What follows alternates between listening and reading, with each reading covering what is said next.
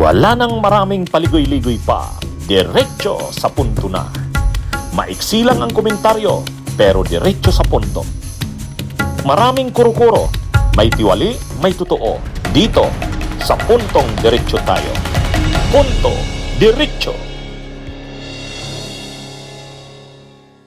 So dahil mainit ngayong anong ito, si former Senator Trillanes, so isang siguradong napag-usapan nyo doon,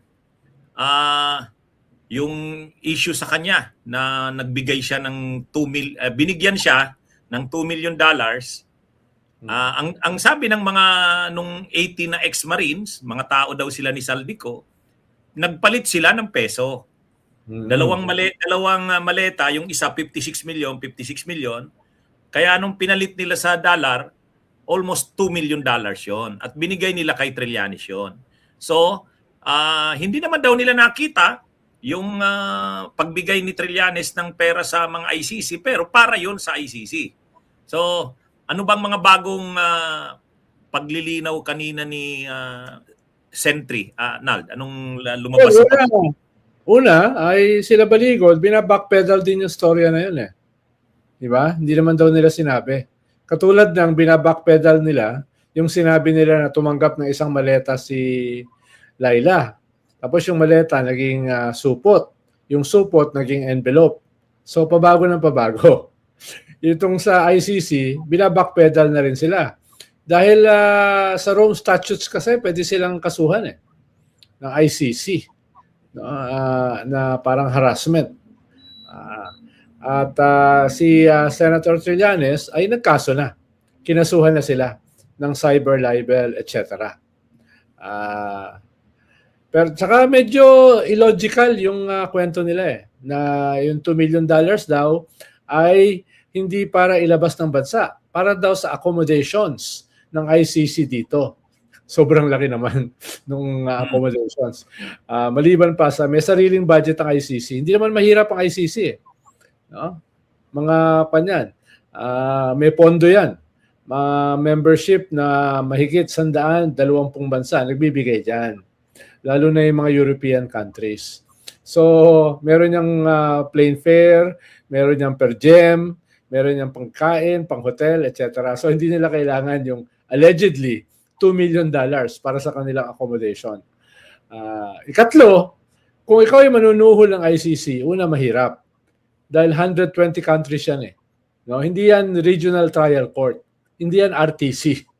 No? Tapos yung mga pumunta rito, hindi yun ang susuhulan mo dapat eh. Dahil hindi naman yun ang magpapasya sa kaso eh. Ang magpapasya sa kaso, yung mga judges. At sa bawat stage ng trial, iba-iba yung hukom. Iba yung hukom dun sa confirmation trial.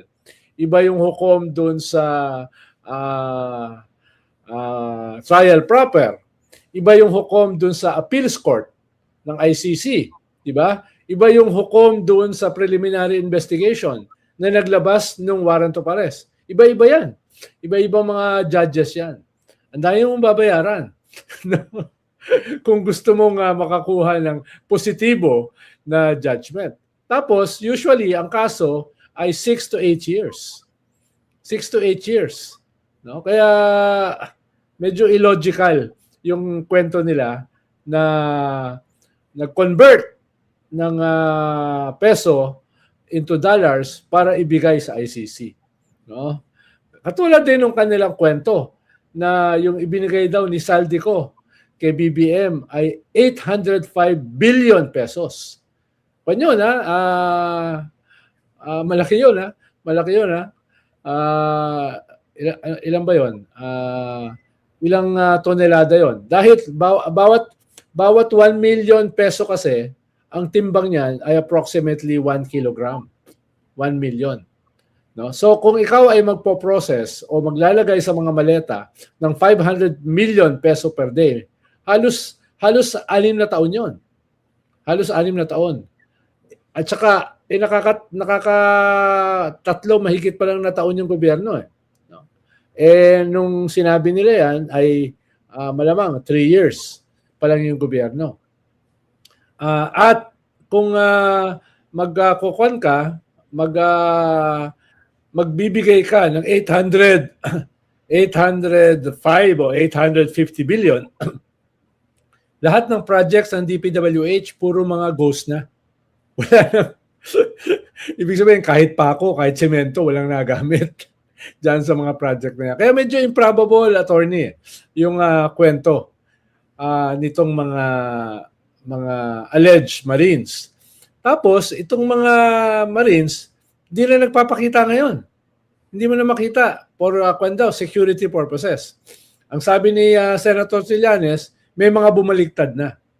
At magpapakilala na yung mga bumaliktad dyan sa mga 18 Marines next week. So, palubog ng palubog sa Kumunoy, itong si Baligod. Tapos, yung nagsabi na wala siyang kinalaman dito, si Mike Defensor, lumalabas na ebidensya, sa bahay pala niya ginagawa yung mga meetings. At kotse ng kanyang asawa ang ginamit ng mga Marines. No? So, yung sinasabi niya na wala siyang kinalaman, sumabog na sa mukha niya. No? Mukhang nagsisinungaling na naman siya. No? Katulad kay Gutesa. Kaya, malaki yung problema nitong mga sila Baligod. Dahil hindi lamang atras ng atras sila sa kanilang kwento, kung hindi yung logic ng kanilang narrative ay sumasabog na sa mukha nila. Nal, ako sa discussion ko niyan, ganito ang sabi ko. Ewan ko kung gusto ko makuha yung point mo kung agree ka. Ang una, sabi ko, confirmed naman na mga former military sila. Ang karamihan sa kanila, former Marines, ang may 4 yata galing ng Army. Pero iba-iba yung status nila. Mayroong mga dishonorably discharged. Pero confirmed na sila yung mga dating, may background talaga silang military. Either, ang isa yata yun, reservist. Pangalawa, sa tingin ko talaga, naging part sila ng security ni Saldico. Ako tingin ko kasi, yung role kasi talaga ni Saldico sa administrasyon ni PBBM. Siyempre, pera talaga ang pinahawakan kay Saldico ng mga operations. Kaya kailangan niya talaga ng security na ganyan, at saka may mga military background. Sa tingin ko rin, talagang naging part sila ng mga team na nagdi-deliver.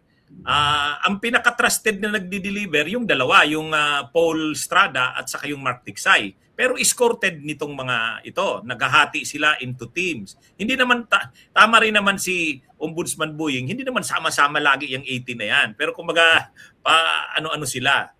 Ang tingin ko lang na naging problema sa kanila, one, marami sa kanilang ipinasingit na hindi naman totoo na. Kumbaga, halimbawa, yung pag-deliver kay Laila, kila Arlene Brosas, kila Franz Castro, masyadong na yun doon sila nasisira sa ganun. Pangalawa, yung ICC na nagbigay sa daw sila kay Trillanes ng $2 million para sa ICC daw yun gagamitin ni Trillanes. Medyo na yon.